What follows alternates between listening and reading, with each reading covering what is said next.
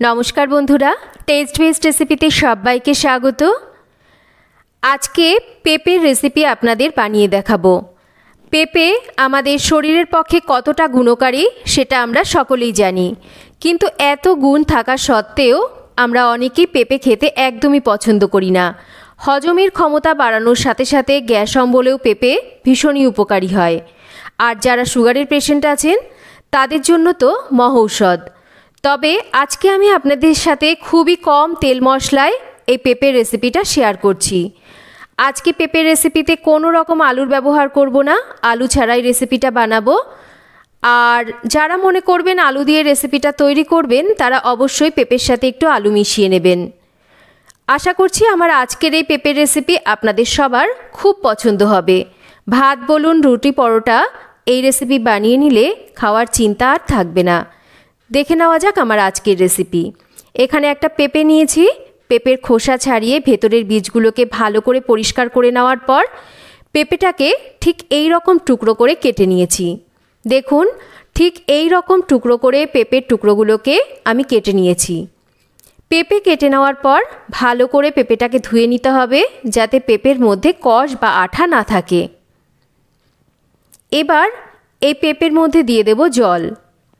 পেঁপেগুলো যাতে পুরোপুরি জলের তলায় ডুবে থাকে এমনভাবে জলটা দিতে হবে।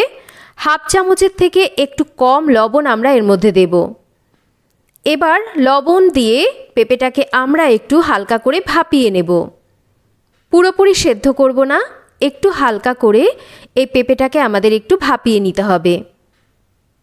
পেঁপে হালকা করে ভাপিয়ে নেওয়ার পর এবার পেঁপেটাকে জল থেকে ঝরিয়ে একটা সাইডে রেখে দেব। রান্নার জন্য তেল গরম করে নেব। খুবই অল্প তেল মশলায় আজকের রান্নাটা হবে। তেল গরম হলে প্রথমে বড়ি ভেজে নিতে হবে। বড়িগুলোকে বেশ লাল লাল করে ভাজবো, যাতে বড়িগুলো রান্নায় দিলে ভেঙে না যায়। বড়িগুলো ভেজে নেওয়া হয়ে গেলে ভেজে নেওয়া বড়িগুলোকে তুলে নিচ্ছি। এবার ফোড়নে দেব একটু কালো জিরে।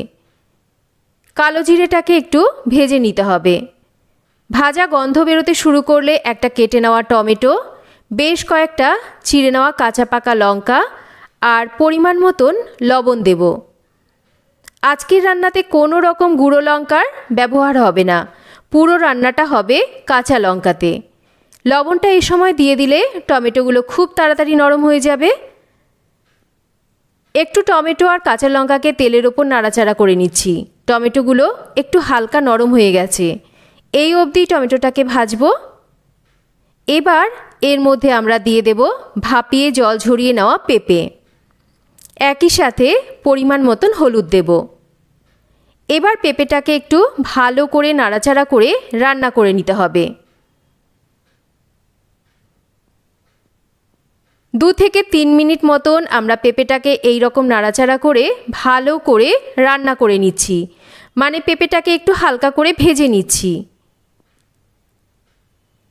2-3 মিনিট এরকম রান্না করে নেওয়ার পর এবার এর মধ্যে দিয়ে দেব আদা বাটা আর দেব এখানে হাফ চামচের থেকেও কম একটু জিরের গুঁড়ো। এবার পেঁপেটাকে আদা বাটা জিরের গুঁড়ো দিয়ে ভালো করে একটু কষিয়ে নিতে হবে। খুব বেশি মশলাপাতি এই রান্নাতে না পড়লেও এই রান্নাটা খেতে কিন্তু অসাধারণ স্বাদের হয়। তাই রেসিপিটা আপনারা কি করে তৈরি করছি পুরোটা দেখুন। ভালো করে কষিয়ে নেওয়ার পর এবার দিয়ে দিচ্ছি জল, কারণ পেঁপেগুলোকে আমাদের আরও একটু ভালো করে সেদ্ধ করতে হবে। জলটাকে দেওয়ার পর ভালো করে নাড়াচাড়া করে মিশিয়ে নিতে হবে আর একটা ঢাকা দিয়ে রান্না করতে হবে। বেশ কিছুক্ষণ পর এবার ঢাকাটাকে সরিয়ে নিচ্ছি। মনে হচ্ছে পেঁপেগুলো ভালো করে সেদ্ধ হয়ে গেছে, একটু চেক করে নেব। দেখুন, পেঁপেগুলো সুন্দরভাবে সেদ্ধ হয়ে গেছে। এবার এর মধ্যে দিয়ে দেব ভেজে নেওয়া বড়িগুলো। তার সাথেই স্বাদটাকে ব্যালেন্স করার জন্য একটু মিষ্টি দিচ্ছি। তবে যারা একদমই মিষ্টি খেতে অপছন্দ করবেন বা সুগারের পেশেন্ট আছেন তারা নাও দিতে পারেন। তার সাথেই দিচ্ছি একটু গরম মশলা গুঁড়ো। এবার খুব ভালো করে নাড়াচাড়া করে একটু রান্না করতে হবে, কারণ এই রান্নার মধ্যে কোনো রকম আলু নেই। তাই রান্নাটা একটু আটো আটো করার জন্য আমরা বেশ কিছুক্ষণ একটু ঝোলটাকে টানিয়ে নেব আর কয়েকটা পেঁপেকে একটু ভেঙে দেব, যাতে রান্নাটা একটু আটো আটো হয়। দেখুন বেশ কিছুক্ষণ রান্না করে নেওয়ার পর রেসিপি আমাদের একদম রেডি। নিরামিষ পেঁপের এই তরকারি একবার এইভাবে বানিয়ে খেয়ে দেখুন। ভাত বলুন, রুটি, পরোটা বা লুচি সব কিছুর সাথে খেতে কিন্তু খুবই ভালো লাগে। খুবই সিম্পলভাবে তৈরি আজকের এই পেঁপের রেসিপি আপনাদের কেমন লাগলো একটা কমেন্ট করে জানাবেন।